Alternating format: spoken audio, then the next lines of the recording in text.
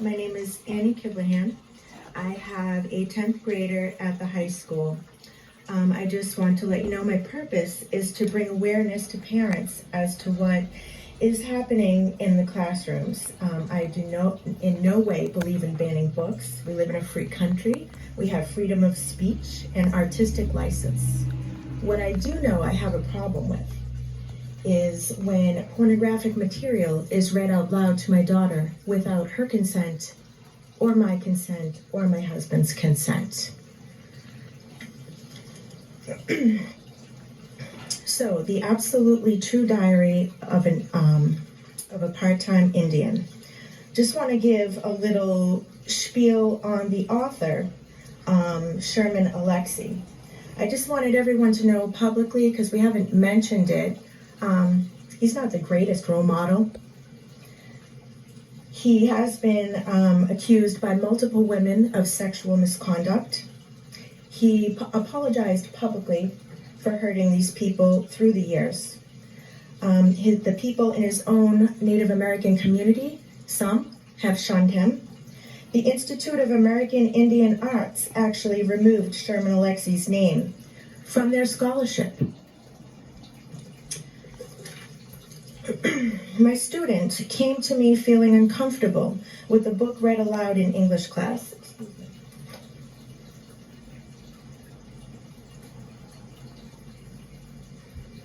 And funny to me, besides the explicit material, what she was even more disturbed with or offended by was the fact that God was brought into this situation.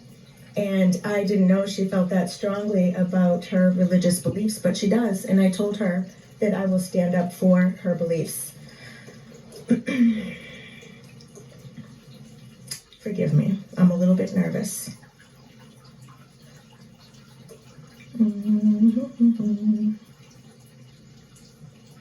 Oh, goodness me.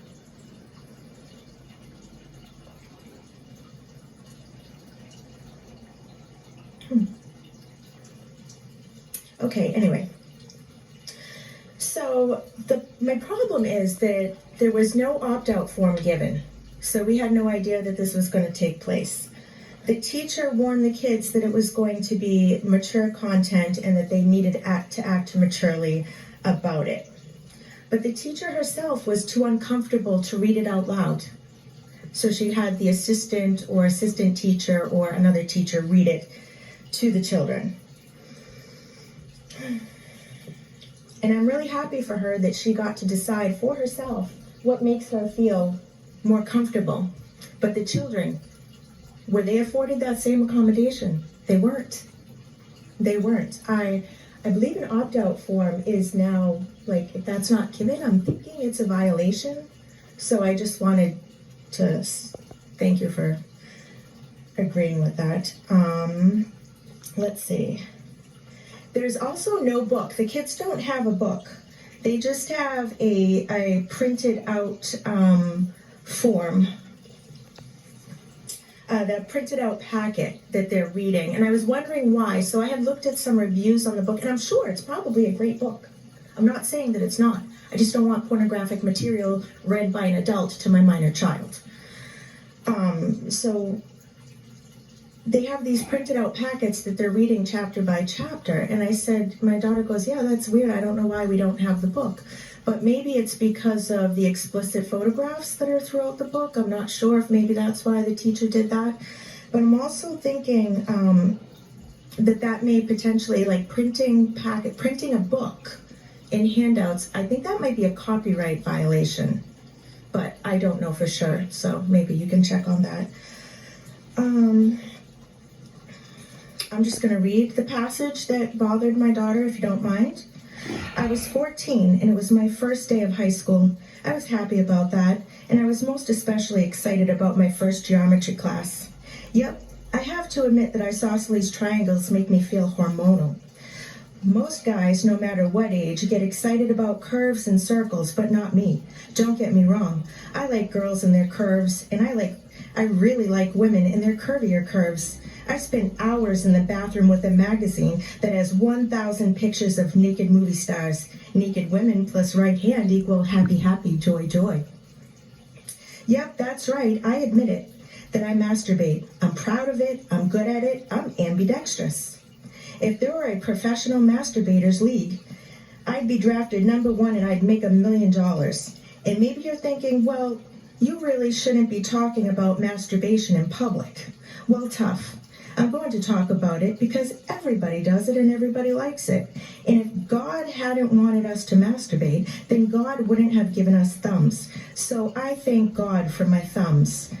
But the thing is, no matter how much time my thumbs and I spend with the curves of imaginary women, I am much more in love with the right angles of buildings. I won't go on, that's it.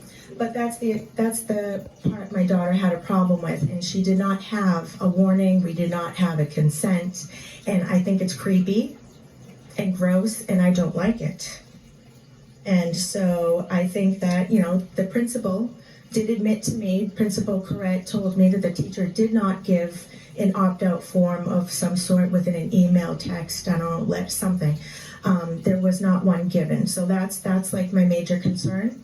He did, just to be fair, he did say that my daughter could come to the library with her computer and can do different lessons that would align with the curriculum, and that the librarian is a former AP English teacher, which I'm glad for, so she may be getting some one-on-one time, so that may be a good thing for her.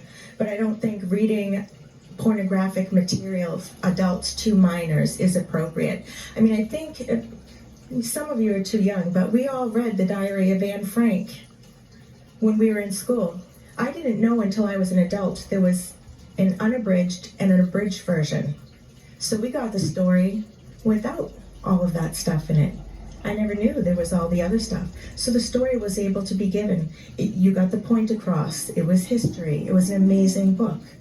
So if we're handing out printed packets, can you rip those 2 pages out? I mean, what's the big deal? Or let parents know ahead of time. Let parents know ahead of time and let us decide, because they're our children, not yours. And the issue with the bathroom, I understand that that's a very touchy subject, and I agree. I don't know what to do about it. I want everybody to feel comfortable and have their rights. But I do want to let you know that there are girls who are learning to suppress their voices and their feelings. Not just my child, but multiple children, and that's what we're teaching our girls today. Don't speak up. You're going to hurt someone's feelings. Don't do it. It's not right. It's not okay. But if it's their voice and that's how they feel, why is that not okay? Who is sticking up for these young women? I have been told that they can use the gender-neutral bathrooms. How many of them are in the school? Do children know their locations? If they do use them and there's more than one person and they have to wait, will they be marked tardy for class? When are they unlocked? To when are they available? I know the locking of the bathrooms is a huge issue for me. I had an incident when I was in high school that wasn't pleasant. So I don't like the locking of bathrooms, but I know there's not a lot of good things that go on in the bathrooms either, like the vaping. So I would just like clarification on all of that for the girls. And are the girls aware that they can use these other bathrooms if they don't like it? But I just want you to know that there are girls out there that are feeling like they don't have a voice. And I don't think that that's a bad thing. It's just a natural thing that's coming to them, that they want to speak out and they can't. Thank you for your time.